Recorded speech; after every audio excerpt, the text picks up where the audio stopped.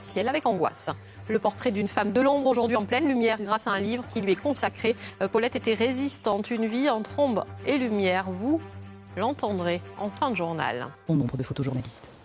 Résistante un jour, résistante toujours. Voici maintenant le portrait de Paulette, 95 ans, résistante de l'ombre, comme on dit, moins célèbre que Lucie Aubrac, mais dont on va pouvoir découvrir la vie extraordinaire dans un livre. Laurent Baumel et Juliette Meurck ont eu la chance de la rencontrer.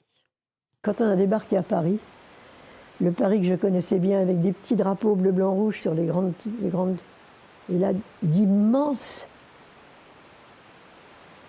morceaux de toile rouge avec la croix gammée dessus. Qu'est-ce que ça vous fait, ça? Je croyais que j'allais mourir, moi. Ce jour-là, je crois que je suis morte ce jour-là. Paulette Foucharaillot, c'est une vie entière tournée vers les autres. En 1941, elle entre en résistance alors que son fils a à peine 2 ans. Elle intègre le réseau Plutus comme agent de liaison et rencontre celui qui deviendra son mari, Albert Aillot, également résistant. Elle sillonne la France occupée, une histoire singulière que Mireille Delfaux raconte dans un livre, un hommage à ces résistants inconnus.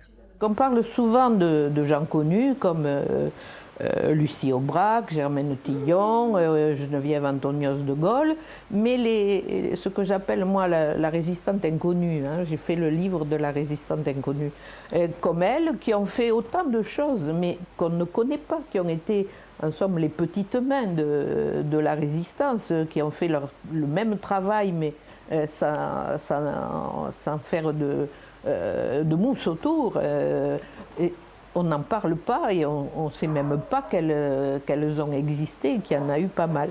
Ce livre évoque le parcours de cette grande résistante, Paulette Foucharaillot, ou le destin hors norme d'une femme issue d'un milieu modeste, rattrapée par l'histoire. On m'a dit quelquefois, Paulette, tu vas déposer ce colis-là sur la tombe de monsieur Intel et tu ne te retournes pas. Mon Dieu, pas me retourner, moi, alors. Mais je ne me suis pas retournée. Je n'ai pas su à qui était destiné ce paquet. À 95 ans, celle qui a connu l'exode de 1940, la clandestinité, la privation, vit avec effroi la situation actuelle des réfugiés. Pendant 5 ans, j'ai travaillé avec des juifs, des protestants, de tout ce que vous voulez. On s'en est foutu complètement, on s'en foutait de ça, nous.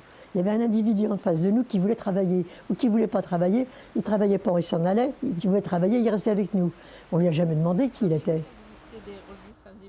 De l'exubérance de la libération, Paulette Foucharaillot se souvient de ses rares camarades encore en vie. Elle en est la dernière escapée. Nous étions beaucoup au départ, vous savez. Puis à la fin, quand on a fait le compte, on restait à 3. On n'était pas beaucoup.